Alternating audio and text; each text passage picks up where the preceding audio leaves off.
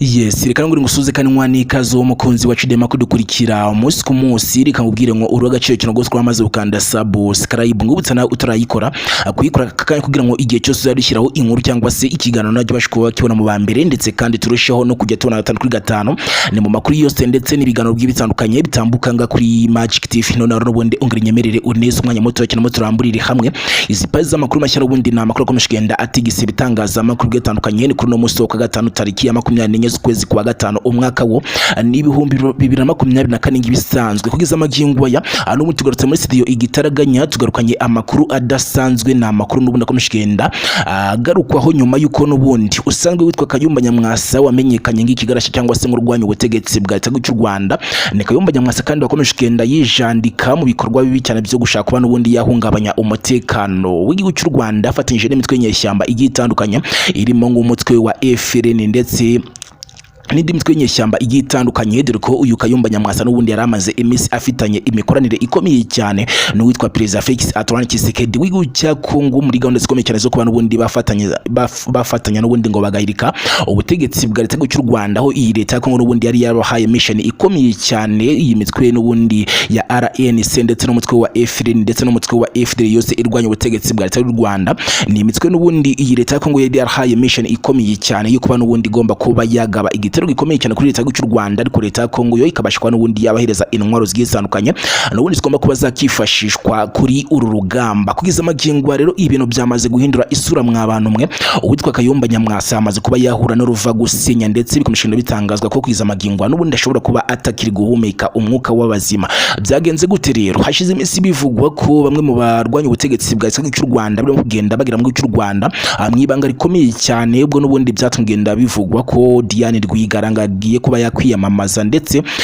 ku mwanya wo kuyobora igihugu cy'u Rwanda ni mu matora azaba ku itariki ya 15 z'ukwezi kwa 7 2024 uyu mwaka n'ubundi turimo, ndetse bitangazwa ko n'uwitwa Padiri Nahimana kugeza amagingo nawe ari muri gahunda zikomeye cyane zo gushaka uburyo n'ubundi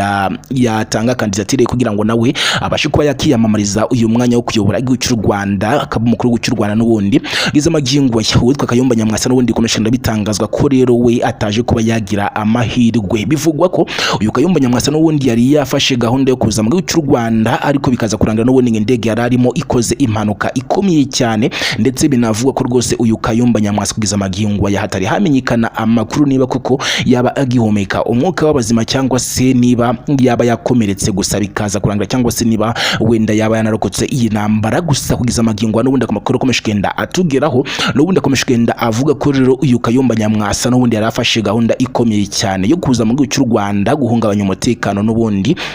w'igihugu cy'u Rwanda, ndetse kandi anafite gahunda zikomeye cyane zo kwa n'ubundi yakiyamamaza mu matora n'ubundi mu gihe cyose ataramuka atowe akabasha kuba n'ubundi rero yatangira ibikorwa bye bibi yakomeshigenda afatanyamo cyangwa se yakomeshigenda atirwamo imbaraga na Leta y'igihugu cya Kongo. Leta ya Kongo rero kugeza amagingo n'ubundi komeshigenda ihigikira ibyaha cyangwa se amakosa menshi cyane akomeshigenda akorwa n'ingabo z'umutwe wa M23 ku butaka bwa kiriya gihugu cya Kongo, aho kugeza amagingo ya n'ubundi mu duce twa Rubaya ndetse na hari ya mu duce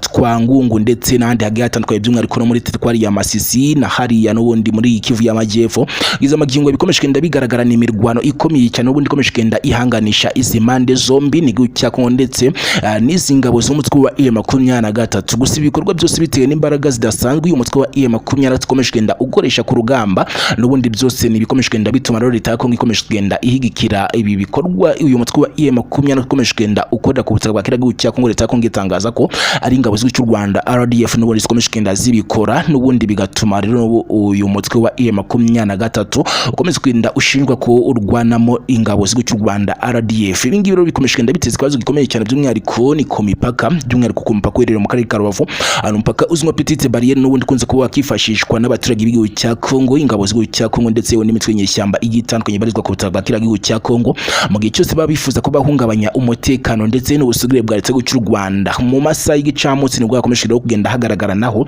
amavideo agiye atandukanye yakomeje kugenda agaragaza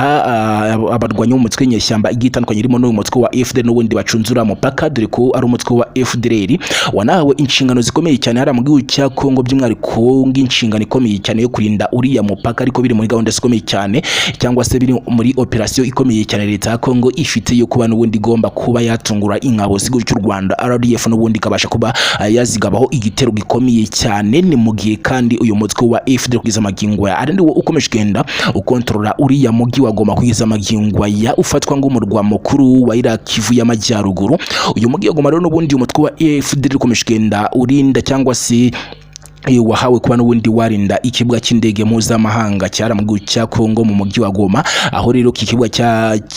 cyo mu mujyi wa Goma n'ubundi ikomeje kugenda kirundiraho abasirikare benshi cyane baje kuba n'ubundi bafasha leta ya Kongo muri gahunda zikomeye cyane zo gushakira hamwe rero uko bahungabanya umutekano ndetse n'ubusigire bwa leta y'u Rwanda, ariko n'ubundi bakaba bafite gahunda zikomeye cyane zo gushaka uburyo mbere y'uko n'ubundi bahangana na leta y'u Rwanda bagomba kubanza bakigobotora uyu mutwe wa M23, ubundi ngo bakabasha kuba bahungabanya rero umutekano ndetse n'ubusugire bwa leta y'igihugu cy'u Rwanda. Si ibyo gusa kandi kuko leta ya Kongo yatangaje ko kugeza amagingo yashoye ingengo y'imari nyinshi cyane mu kugura intwaro zigiye zitandukanye za gisirikare, aho bivuga ko Perezida Felix Antoine Tshisekedi yamaze gushora agera kuri miliyari 649 z'amadolari, n'ubundi ni muri gahunda zikomeye cyane zo kugira ngo n'ubundi abashe kuba yagura indege z'intambara. Yatangaje ko agiye kuba yagura indege z'intambara zo mu bwoko bwa Sukhoi 25, ni indege n'ubundi zisangwe zizwe kuba zarasa urufa rw'amasaso, aho n'ubundi yatumije izigera kuri ebyiri zisanga izindi ebyiri zari zisangwe ziri ku butaka bwa kiriya gihugu cya Kongo zigata ziba indege enye, ndetse atumiza n'indege zo mu bwoko bwa CH-4B, ni indege za drone n'ubundi nazo zikorerwa hariya mu gihugu cy'Ubushinwa. Bitangazwa ko rero nazo yatumije izigera kuri ebyiri zisanga eshatu zerutse kuba n'ubundi zashyikirizwa kiriya gihugu cya Kongo n'igihugu cya Afurika y'Epfo. Ibi byose rero n'ubundi bikaba bikomeje kugenda bitegurwa muri gahunda zikomeye cyane zo kugira ngo leta ya Kongo ikomeze kugenda ishaka uko n'ubundi yamena umuriro cyangwa se yakotsa igitutu leta y'igihugu cy'u Rwanda. Ibi byose kandi bikomeje kugenda bikurikirwa n'andi makuru akomeje kugenda agarukwa, aho avuga ko rero leta y'igihugu cy'u Rwanda nayo ikomeje kugenda izamura cyangwa se ishyira ku rundi rwego igisirikare cy'igihugu cy'u Rwanda RDF, aho n'ubundi ikomeje kugenda bitangazwa ko rero RDF ikomeje kugenda